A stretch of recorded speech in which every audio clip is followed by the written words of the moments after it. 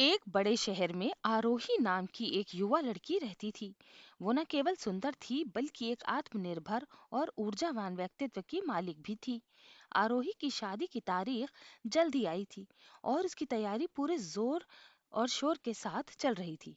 उसका मंगेतर अर्चित एक उद्यमी था जो अपने काम के लिए हमेशा व्यस्त रहता था। शादी की सभी तैयारियां पूरी हो गईं, लेकिन अचानक एक दिन जब सभी उत्सव की योजना बना रहे थे, अर्चित को एक महत्वपूर्ण व्यावसायिक मीटिंग के लिए विदेश जाना पड़ा। उसके बिना शादी पूरी होने की संभावना पर संकट आ गया।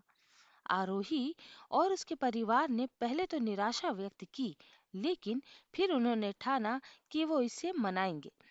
शादी की तारीख तय थी और कोई भी इसे टालना नहीं चाहता था। आरोही ने भी सभी तैयारियां कर लीं, जबकि अर्चित ने वादा किया कि वो शादी के दिन लौटेगा। लेकिन शादी के दिन जब सभी मेहमान शादी के कार्यक्रम में जुटे थे, एक बड़ा मामला सामने आया। अर्चित की हवाई यात्रा में तकनीकी खराबी आई और उसकी उड़ान कैंसिल हुई। वो नई फ्लाइट के लिए इंतजार करते हुए समय पर नहीं पहुंच सका। आरोही और उसके परिवार ने फैसला किया कि वो बिना दूल्हे के समारोह को आगे बढ़ाएंगे। सभी मेहमान शादी की रस्में निभाने के लिए उत्साहित थे और आरोही ने भी मुस्कुराते हुए तैयारियां की। जैसे जैसे शादी का कार्यक्रम आगे बढ़ता गया, अर्चित के लौटने की कोई खबर नहीं आई।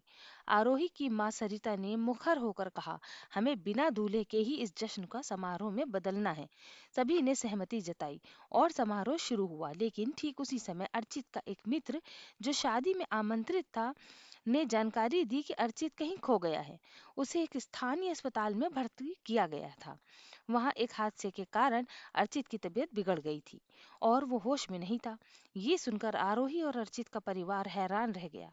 आरोही ने तुरंत फैसला लिया, वो अर्चित के पास जाएगी।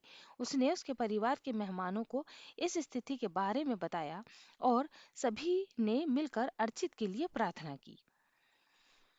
जैसे ही आरोही अस्पताल पहुंची, उसे अर्चित अदृश्य अवस्था में मिला। उसकी आंखें बंद थीं और वो बेहोश था। आरोही ने अपने स्टॉल पर लोगों को खुश रखने का प्रयास किया, लेकिन उसकी चिंता अर्चित के लिए बढ़ती गई। उसने दरवाजे पर बैठकर ठीक होने की उम्मीद में बिताया। जब अस्पताल के डॉक्टर ने कहा कि अर्चित की स्थिति कहीं गंभीर हो सकती है, तब आरोही ने अर्चित के प्रति अपनी पूरी भावना व्यक्त की। उसने बिन दूल्हे के बारात की रस्मों को उसी समय ओढ़ लिया। मैंने अब तक हर रस्म निभाई है, अब मैं ये भी करूंगी कि मैं तुमसे विवाह करूं, चाहे तुम होश में हो या नहीं। उसने अर्चित के हाथ को पकड़कर कहा। उसने वहां ऐसी शहर के एक पादरी को बुलाया और बिना किसी भी तरह की तैयारी के सिर्फ अर्चित की याद में एक सरल रस्म कर दी। यही वो पल था जब अर्चित ने हल्का सा अपनी आंखें खोली। उसने आरोही को देखा और धीरे धीरे बोला, मैं तुमसे शादी करने के लिए कुछ महसूस कर रहा हूँ।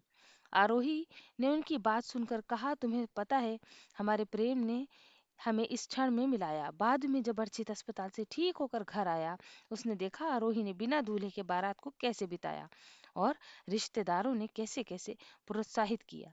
ये न केवल एक बारात थी, बल्कि प्रेम, संघर्ष और समर्पण की कहानी भी थी। आखिरकार अर्चित और आरोही ने अपनी शादी के समारोह की सभी रस्में एक साथ संपन्न की और उनका प्रेम और भी गहरा हो गया।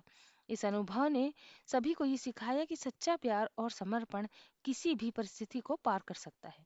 इस तरह बिन दूल्हे की बारात ने एक असामान्य प्रेम कहानी को जन्म दिया, जिसे शहर में हमेशा याद रखा जाएगा।